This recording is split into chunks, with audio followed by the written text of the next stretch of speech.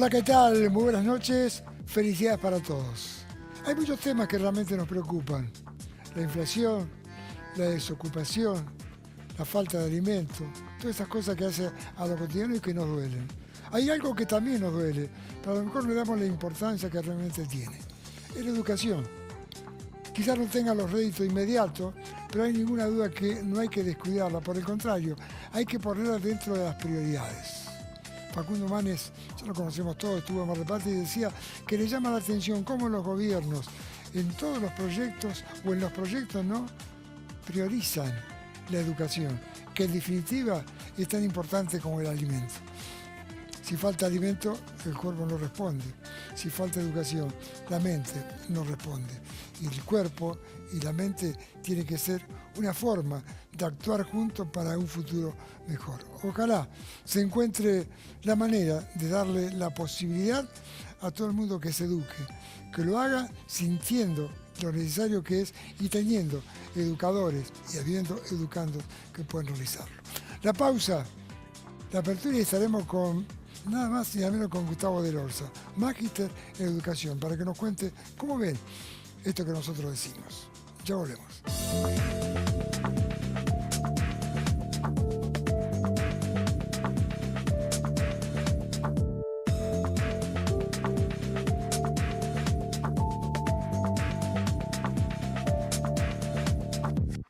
Muy bien, hecha la presentación, ya está con nosotros el magíster en educación, Gustavo Del Orza. Gustavo, gracias por venir como siempre. No, gracias a ustedes por la invitación. Porque es un gusto poder escucharlo con cosas nuevas, con cosas que tienen que ver con la educación. No siempre se toma de acuerdo con primer nivel, pero de todas maneras le damos un cariño distinto. La inteligencia del futuro. La inteligencia del futuro es un tema, ¿no?, que tenemos que prestarle mucha atención, sobre todo en estos tiempos, ¿no? El hecho de la gran pregunta que debemos hacernos, por lo menos los argentinos, ¿no?, determinando qué papel le estamos dando, qué importancia le damos a la educación en la Argentina, ¿no? Sabemos que la educación está en una crisis, sabemos que esta crisis es un gran problema, pero la crisis nos presenta dos dimensiones. La crisis es un indicador de que nos está diciendo de que estamos haciendo las cosas mal, que se han hecho y se han juntado una serie de problemas los cuales no hemos atendido y no hemos resuelto o no hemos sabido resolverlo, ¿no es cierto? Entonces, también la crisis nos permite a nosotros la oportunidad de que, sabiendo que estamos haciendo algo mal, nos está diciendo que es para el otro lado. Es decir, hay que plantear una situación que sea distinta a la que estamos haciendo, ¿no? Pero hoy la educación en la Argentina nosotros tenemos que plantear y preguntarnos si la educación en los tiempos de crisis es un gasto o es una inversión, ¿no? Sabater dijo, el filósofo español, dijo, le pidió considerablemente a los gobernantes que no consideren, ¿no es cierto?, a los gastos, a la inversión que hacen a los factores educativos, que no sea visto como un gasto, sino como una inversión en el futuro, ¿no? Claro. Realmente un tema que tenemos que seguir de cerca, ¿no? Además que no educar porque económicamente no se esté en condiciones, no significa que uno también se pueda morir de otra manera. Quizás no te morís físicamente, claro, como se puede morir si falta alimento, pero se muere espiritualmente e intelectualmente, ¿no? Claro. Fíjate vos que los últimos 80 años, ¿por qué nosotros llegamos a esta crisis en la educación en la Argentina? Tenemos una serie de problemas. La mayoría, casi la mayoría de los gobiernos que han estado han visto a la educación como un gasto. Y el otro día el doctor Manes dijo algo que fue muy interesante, que fue el hecho de que el mejor plan económico que puede tener Argentina es la educación. Sí, coincido con él, ¿no es cierto?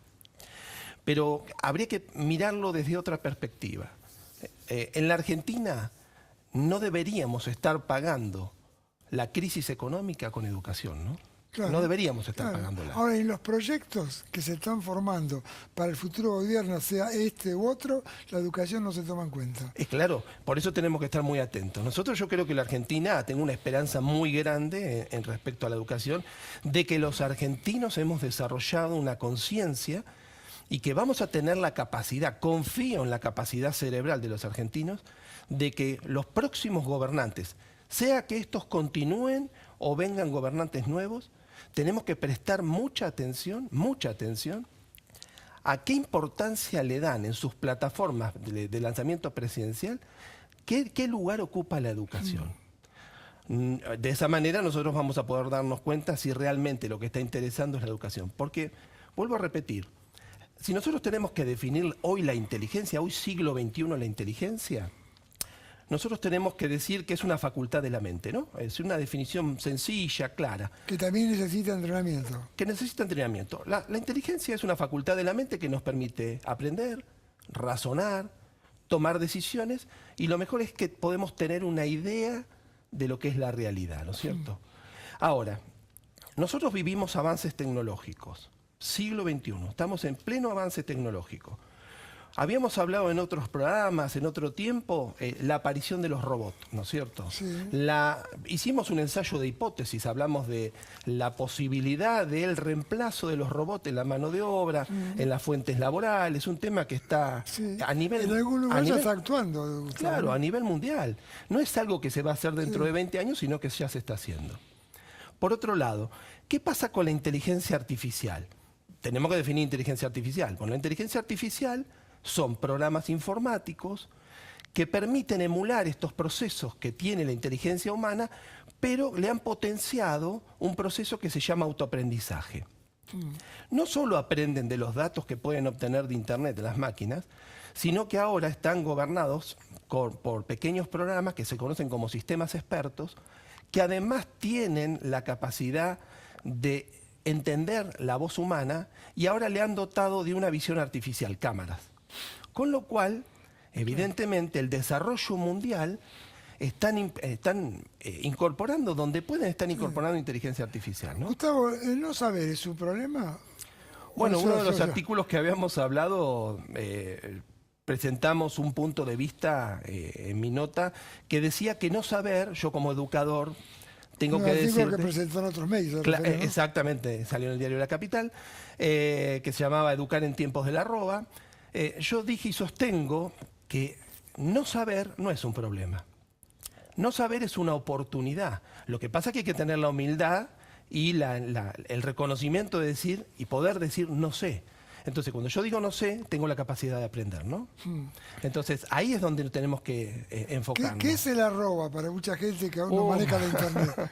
Bueno, el arroba en los años... en tiempo del arroba es entonces... Claro, el arroba es uno de los símbolos que con la aparición de internet fue el primer identificador visual que tuvimos, porque hoy la mayoría tenemos correo electrónico y está compuesto por un nombre, arroba, y alguna dirección de un servidor en internet. La arroba lo que tiene es, yo lo tomé como referencia y como analogía, de que la arroba, si bien en los años 90, es anterior, pero en la Argentina en los años 90 se constituye como un símbolo de primera innovación tecnológica, esa arroba, ese símbolo hoy mutó, se modificó. Y hoy es una de las principales llaves para entrar a las redes sociales. Entonces yo hago un juego, una comparación entre la arroba y la escuela. La arroba evolucionó, la arroba se potencializó en sus funciones, la escuela no. La escuela sigue estando igual que los últimos 200 años, ¿no? Sí que es más necesario que nunca la capacitación del docente. Claro, claro. Nosotros tenemos que tener planes de capacitación docente. Al decir capacitación quiere decir modernizarse. Actualizarse, modernizarse, tener planes de formación que tengan que ver con lo que está pasando fuera de la escuela. Nosotros sabemos que hoy la escuela y en su mayoría, por ahí la escuela secundaria está desconectada de la realidad, ¿no es cierto?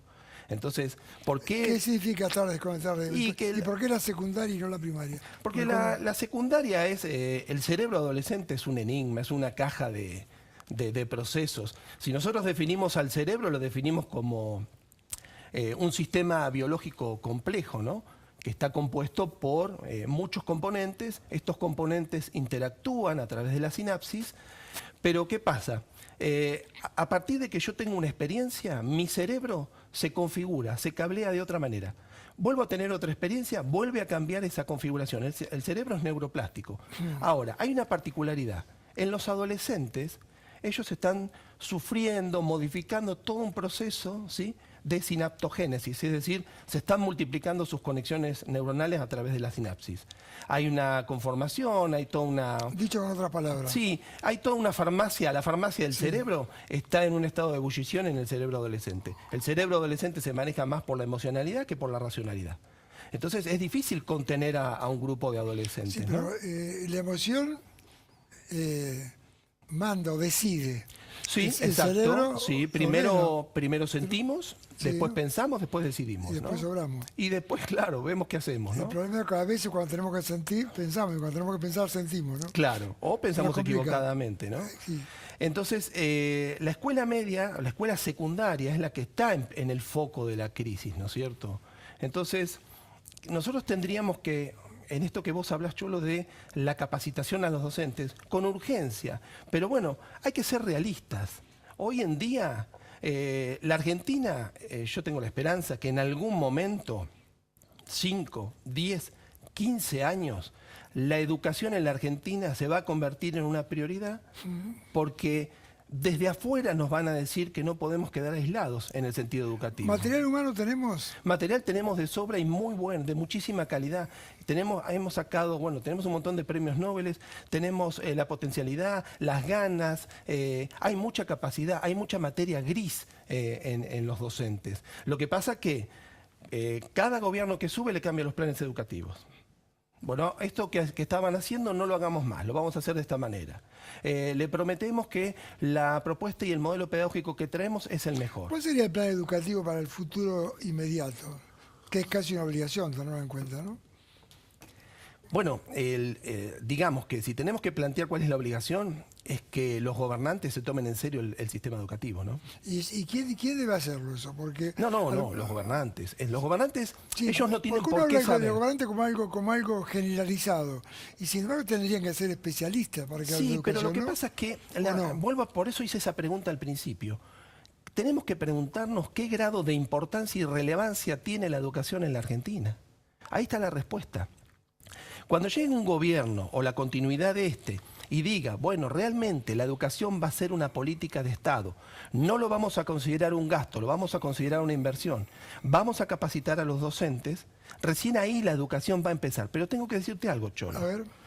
Este plan, hasta que se tome esa decisión, pueden pasar 5, 10 o 15 años para lograr lograr este concepto de que la educación debe cambiar, ¿no es cierto?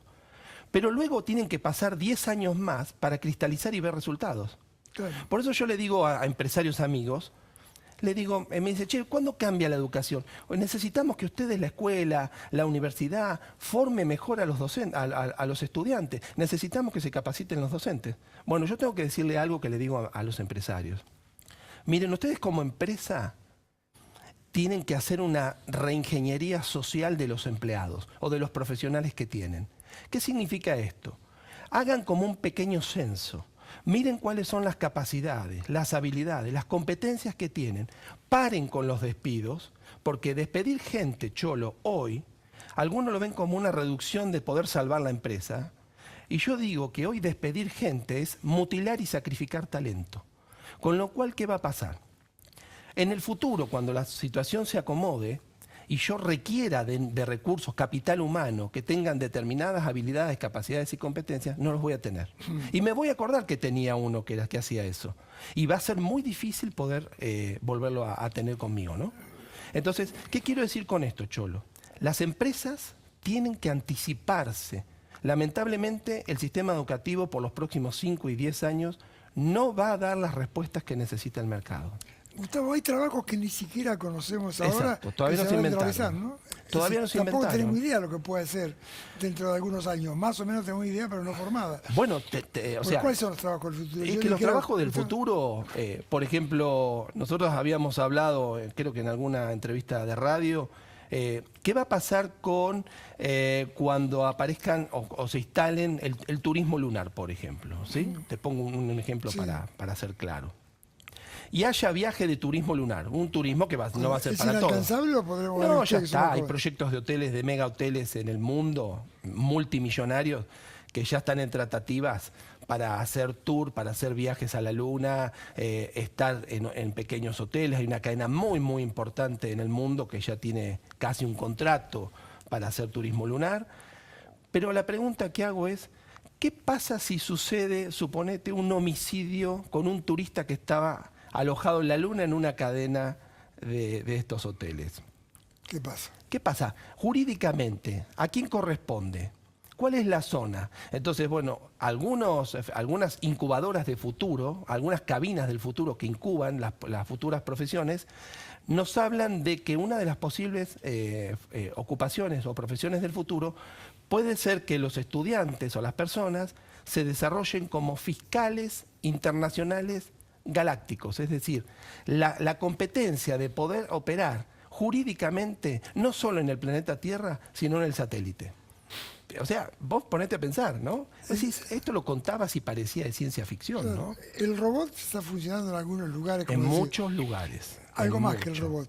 Algo más que el robot. Bueno, a ver, las personas que se comunican con las páginas web de los bancos, les doy la noticia, algunos lo sabrán, pero no los está atendiendo una persona, los está atendiendo lo que se conoce como un chatbot, es decir, un robot Eso te iba a preguntar. que emite una conversación, nos mantiene informados en una relación de temas y nos va orientando en esa función.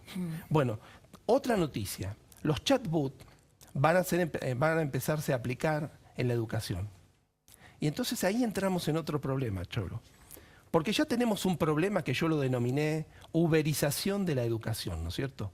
Cuando el docente no alcanza a dar respuestas, o por ahí está desanimado, o no tiene la paciencia para explicarle a 30, o le tocó un día malo, y de repente aparece, como aparece ayer en internet, un profesor español que tiene 5 millones de estudiantes en internet que aprenden matemática con él.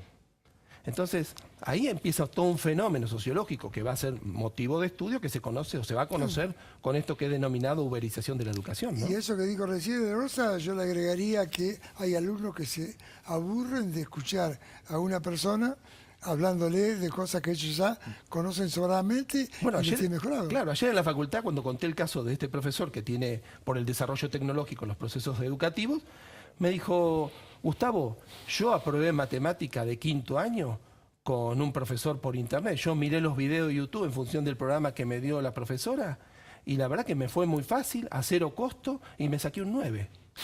Entonces, viste, vos no le podés dar respuesta. El alumno está sabiendo más que el profesor. No sé si sabe, pero por lo menos se las ingenia para encontrar información que por ahí un profesor lamentablemente no le brinda, ¿no? Ya vamos al corte, pero eso es la consecuencia de lo que ha dicho varias veces aquí. La uberización de la educación, ¿no? Sí, no, y además el de enseñar, el enseñar a pensar. Claro, exactamente. Ahora lo tomamos, sí. Sí, puede ser bueno. La pausa, enseguida continuamos con este lujo que nos damos de escuchar a Gustavo Delorza con un tema que no se toma muy en cuenta, pero que es fundamental. Claro, usted dirá, si no hay alimentos, si la mente no está alimentada, de nada sirve lo otro. Pero hay que tenerlo en cuenta. La educación es fundamental para la vida diaria. Enseguida estamos.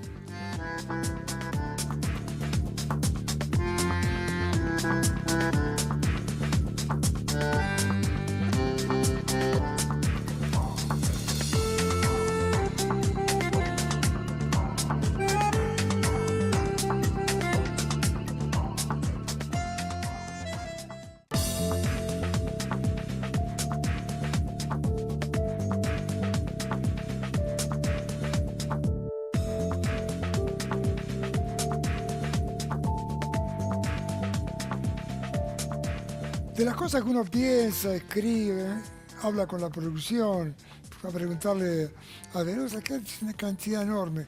Hay 3 páginas y hemos hecho cuatro preguntas. ¿Qué es la tecnorrealidad?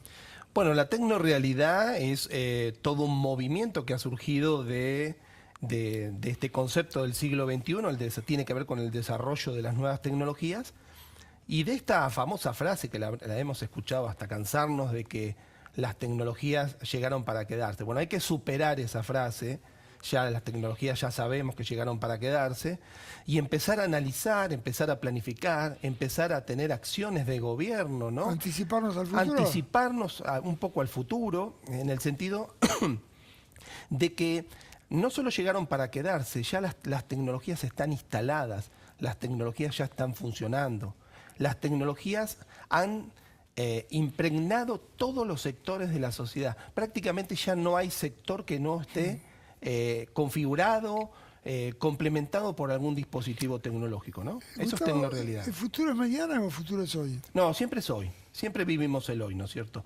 Pero eso no quita que seamos unos inconscientes y como yo vivo el hoy, me despreocupo del mañana. No. Sí, pero... Si algo tenemos que hacer es tratar de ver, ¿no es cierto? De pensar. Hay que tomar en cuenta que lo que dijimos recién ya ha pasado también, ¿no? Ya ha pasado. Y nuestras configuraciones de nuestra sinapsis en el cerebro acaban de cambiar.